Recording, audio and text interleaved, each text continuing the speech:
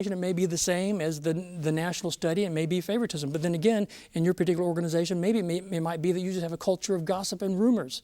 And it's not that discipline is unfair and driven by favoritism like the national study found. Maybe you've got this culture of gossip where it's just really ugly communications. And you have a culture that needs to be addressed, but it's not what the national norm is. You have a need that can be identified by doing the needs assessment, and now set a goal, an annual goal to address it. Another area, disgruntled FTOs. The solution for disgruntled FTOs is the same as addressing poor morale. Do a needs assessment. Have every FTO in your department fill out a confidential survey about how they feel about the program. And it can be a thorough one, and make it numerical so they can be honest, and give an envelope so they can put it in the envelope and feel totally comfortable in being honest to find out whether or not you have disgruntled FTOs. And there's all types of solutions you can have to improve your FTO program, but the first step is to find out what needs you have. After that, then you can make the changes. You can have annual goals. You can address what the needs that have been identified in the survey, what the solutions would be. An unappreciated area that we need to talk about are the bitter, hateful cynics. They act like cancer. These are typically people that would be cynical and bitter and hateful in any workplace situation, but they're in your department. Left unaddressed, that the cancer, the hatefulness, the cynicism tends to grow and tends to become more severe. And the rumors, the lies, and if they're in positions of power and influence like FTOs or line supervisors, then it's even worse because they have more power and influence. The two solutions, in my experience, that works the best would be stern, fair, consistent accountability every day. In other words, the key to doing something about that is the direct supervisor of the person that we're talking about. Whether it's an officer, it'd be the line supervisor. If it's a line supervisor, it'd be the mid-level manager that person reports to. Document, document, document. An area that's not connected to the cynics directly, but indirectly serves as a cause for why they're so cynical, is the unexpected or unappreciated area of not addressing personal needs of employees. Using that cynical employee as an example, there could be a reason why that person has become so bitter and hateful, and perhaps it has nothing to do with the department. Perhaps they're going through a divorce. Perhaps they have some kind of substance abuse problem. Perhaps they've got some kind of personal problem that is just making them pull out their hair, and they feel like they're at the end of the rope. So they take it out on citizens, they take it out on fellow employees, they take it out on the supervisors. So the root cause of the problem could be a personal need. But if we're lax and we don't have taking care of the personal needs of employees as a priority, it becomes an unappreciated danger because we have so much problems from it. As an example, let's say it's not a cynicism problem. Let's say that the unappreciated danger is overtime or some type of theft. If the nation's in a bad economy situation, people become behind on their credit cards, they behind on their bills. It's just common sense that it's more likely that theft is on the horizon as growing in terms of misconduct. Where there are things that can be done about that. Most law enforcement agencies have employee assistance programs of different types, but most law enforcement agencies do nothing to help people with their personal finance, their family budgeting, and that's very doable. There are people, financial counselors and so forth, whether you hire them or they do it as a community service, they can give classes on Saturday mornings that's voluntary, so employees don't have to have overtime, and the financial counselor can just leave his or her business card and be compensated afterwards if they were impressed with he or she as a presenter about family budgeting. Again, the worst thing that we can do is do nothing about it. And the last unappreciated danger for administrators, I've saved till the end because I think it's one of the biggest. The greatest need, leadership-wise, in most departments, it seems to me, are line supervisors who want to be liked more than they want to be a leader. And that's a danger to administrators because the result of that grows and becomes more severe with every passing month and every passing year.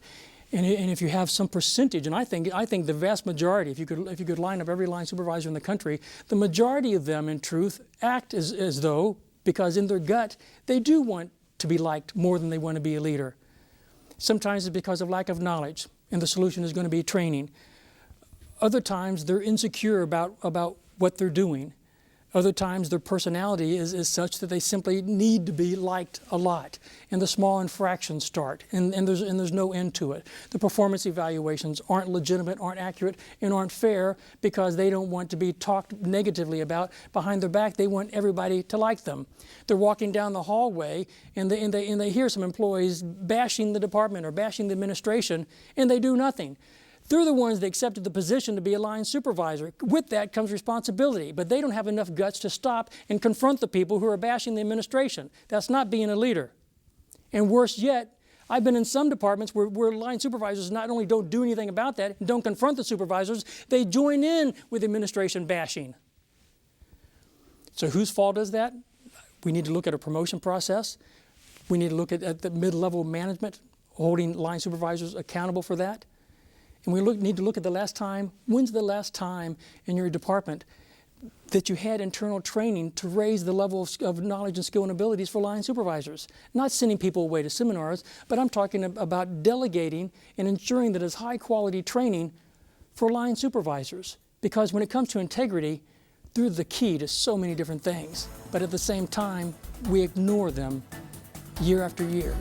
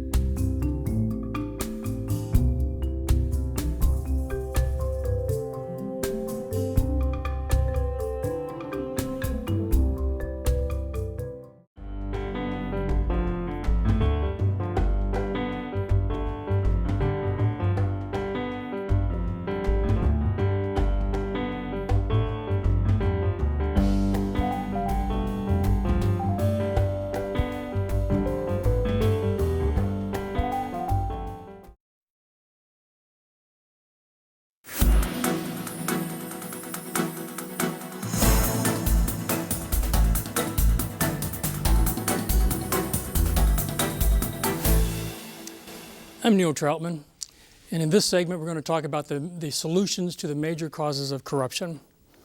There are a dozen so major causes to corruption. The very first solution is to not be indifferent to them. And what I mean by that is I'm not talking about subjectiveness. I'm talking about every one of these items that I'm going to go over today needs to have a direct responsibility to a specific person. And in addition to that, so that these items can't fall through the cracks, so that indifference by the organization can't occur, whoever has direct responsibility for the field training program or recruitment or hiring or the personal needs of employees or the role modeling of leadership, that person, whether quarterly, bi-monthly, so forth, that person has to give a written and or verbal report at a staff meeting. It becomes then almost fail-safe that we can't, for us to be indifferent to the things that slowly and gradually, almost seductively, destroy us. So let's start in the beginning, the recruitment process. The reality is that most law enforcement agencies don't have that as a high priority. The norm in the 18,000 law enforcement agencies across the country is that it kind of takes care of itself.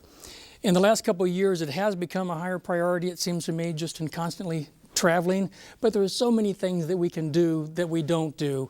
And understand the significance here. The solution is first to appreciate how much value recruitment has, because if good people aren't applying to your organization, people that have high character and a high standard for their own performance, and people that tend to hold themselves accountable for their own actions, then if we don't have that, nothing you're going to do is going to prevent misconduct. If we are getting those kinds of people, then so many of the headaches and the problems and sometimes almost impossible, difficult situations never occur to begin with. As opposed to just letting it take care of itself, the first step is to have literally a recruitment plan, a well thought out plan with goals, objectives, dedicating resources to the objectives, thinking through the obstacles that you might be incurring in real life situations, thinking out of the box in some way. As an example, some departments I know have been very successful in being innovative and creative, giving employees some type of rewards or bonuses for getting people to apply. I think the single best recruitment tool are employees themselves, to talk well about the organization and their own personal lives, people that they meet, acquaintances, friends and so forth that they know are good people, to get them to apply. And if the person goes all through the hiring process and makes it and is appointed as a full-time employee, then there'll be some type of bonuses. Look in various law enforcement magazines, you'll see examples of this, typically in the back where there's sign-up bonuses. In other words, the person apply and is hired, and the next 2 months' rent is paid, or just sometimes a cash bonus is given. We can do the same thing if the political support is there for employees.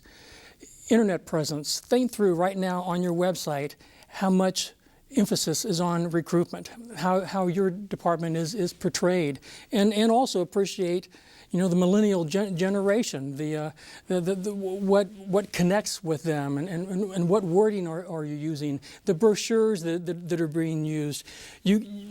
Does it have an emphasis on integrity, or is it not even mentioned?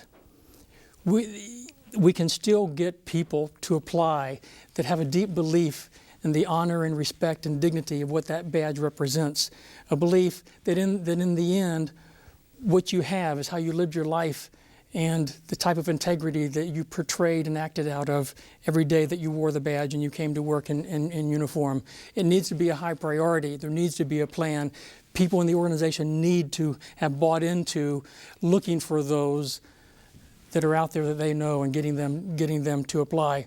And then following through in sequence, the hiring process.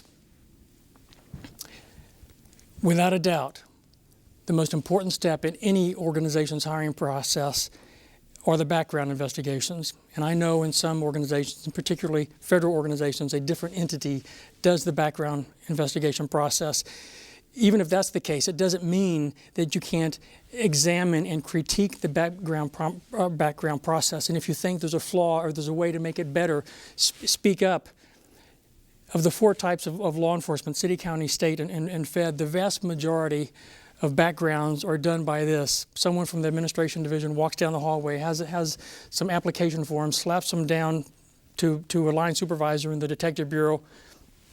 That line supervisor then has somebody do the backgrounds.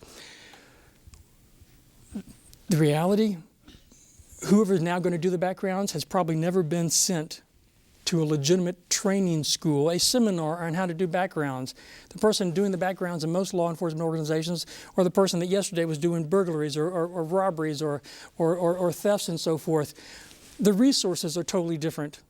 Your knowledge and where to go and how to do the background, the different laws, interview questions you can and can't do. And it's fluid. The labor laws are constantly changing. The techniques are totally different. As an example, the three references that virtually any background application form has, everybody, of course, puts down people that they know are going to give glowing recommendations, and it's almost like it's a farce and it's laughable. When someone goes to a good background investigation school, they learn that, yes, you get those three quotes, which everybody's going to know is good, but at the same time, the higher priority is to get three names from each of those three people.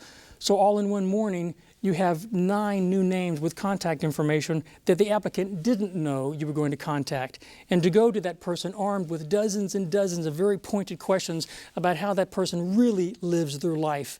Because the best predictor of future behavior is always going to be what we've actually done in our life, as opposed to how fast you can run 1.5 miles, or the golden words you can pick in an oral interview, or how good you are at taking a written examination. Background investigations are always the highest priority in anybody's hiring process. Next, field training programs. Here's the deciding question to ask yourself right now. Do you have your best personnel as your FTOs? It's certainly been my experience that when I say that to a group of people in a real life setting, the heads are shaking no, or some people just outright start laughing because they know they don't even or aren't even close to that. In most cases, it turns out when you talk to the FTOs themselves, in most cases, they don't have their best because the program is not respected. And the program is not respected because the administration doesn't support it. And when I say doesn't support it, what I mean is they don't pour the resources into the field training program because they don't appreciate how valuable it is. Because meetings have a money tag attached to it. They cost money to have meetings. If people are off duty, they don't let the FTOs meet. If you have a field training program and you're not allowing the field training officers to meet at least once a month, then it has to be a dysfunctional program. They don't even have the ability to understand what their needs are, let alone resolve those needs. So the first major solution for field training programs is for the administration to pour resources into the program. But then how are you going to use those resources? The program's got to be respected. Most field training programs have never done a needs assessment of the program itself. So even the people who are the FTOs, they have an opinion about it, but there's no validity to their opinions. Most field training officer programs have never had the FTOs fill out a confidential survey about the way the program actually works. And that's very doable, as long as you make it truly a legitimate survey, so that field training officers, just like other employees, when they're filling out a survey, they can be totally honest in how they feel about the program, to be outspoken about the true needs of the program. Once you have that, now the newly dedicated resources can go to fix the program. Perhaps you have a program where FTOs are disgruntled and they're bitter and they're hateful because they aren't compensated. The national norm has always been 5%. 5% for being a field training officer. In some departments, they aren't paid anything. They never have any meetings. They have no visible signs of recognition or praise. They're not respected by anyone in the program, so why would the best want to be part of that? And of course the answer is the best aren't going to want to be part of that. So the solution to fixing an FTO program that is broken is to find out why specifically it's broken, and then for the administration to support it deeply. I've been in many organizations where you do a training session for the FTOs, and the chief administrator, the director, the superintendent, the chief, the sheriff, always kicks off the meeting. And I'll be sitting in the corner, and what I'll hear that the administrator like that, who's taken his or her time to come and kick off the meeting, is that he or she will talk for 5 or 10 minutes about how important the field training officers are, how crucial they are to the future of the department, and congratulate them for getting through the selection process, because the selection process in the best departments that have the best FTO programs are tough to make. We don't respect things that are easy. Think about what you respect the most about yourself and how you lived your life. Do you not respect the most things that have been most challenging, been most difficult to achieve? The field training program is the same way. It's got to be a tough selection process. The field training officers have to feel respected and appreciated. One of the worst things we could ever do is have people in positions of great power and influence and then let them become disgruntled because they don't feel like anybody respects them. That all has to start from the top and work its way down. The next area I want to talk about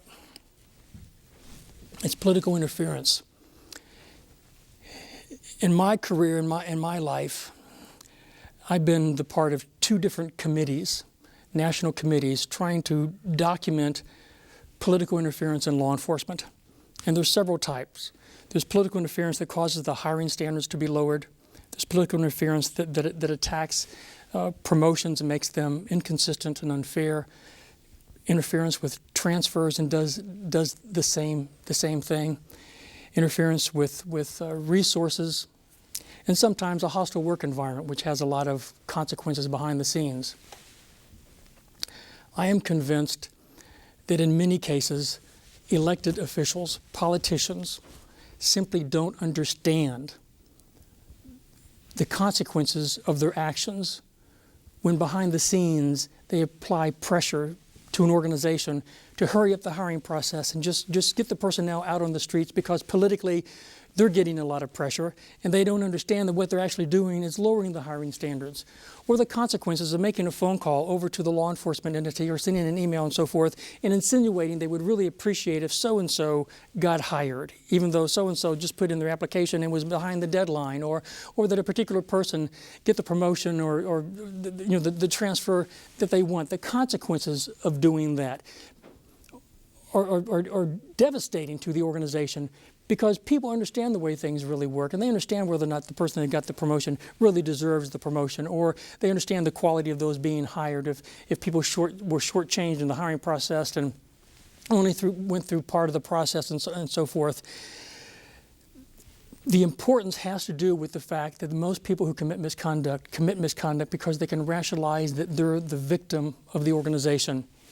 One of the worst scandals, a case study if you will, one of the worst scandals in the history of law enforcement is a department that for political reasons and a lot of turmoil in the city, they went from 640 officers, and within 18 months they were over 1,000 officers. They almost doubled in size in 18 months.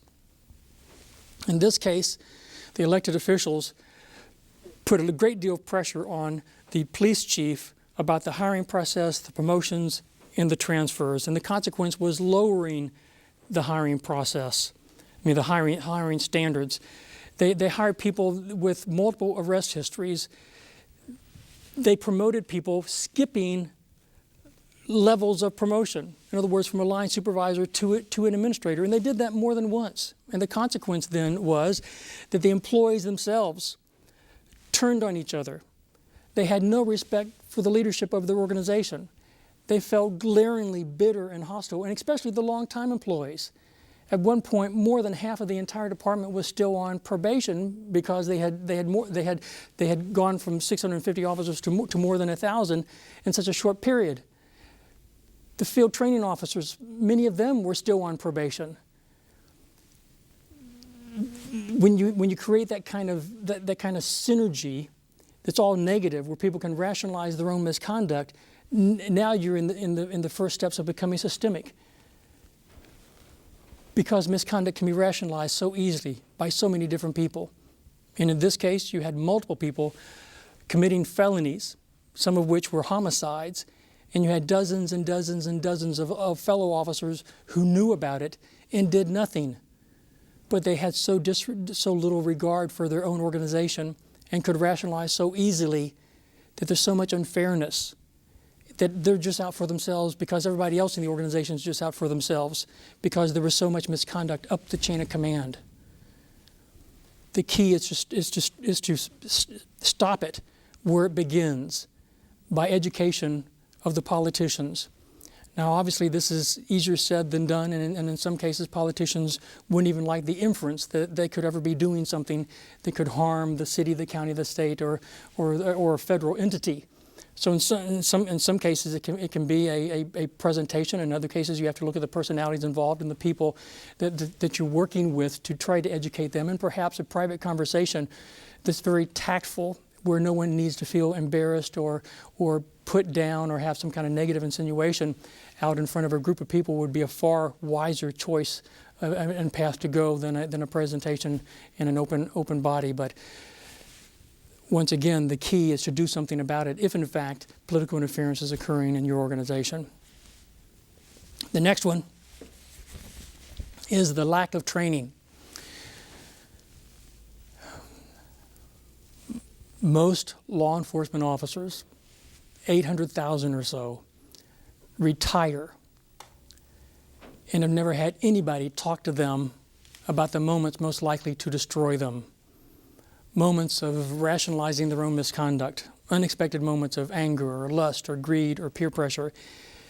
It is unbelievable to me that at this point in the evolution of law enforcement, far more than a century after we began, that ethics and integrity would still be such a low priority that you could go throughout your entire career, and the only time the subject's even brought up is in the basic academy, let alone any organized internal training about it.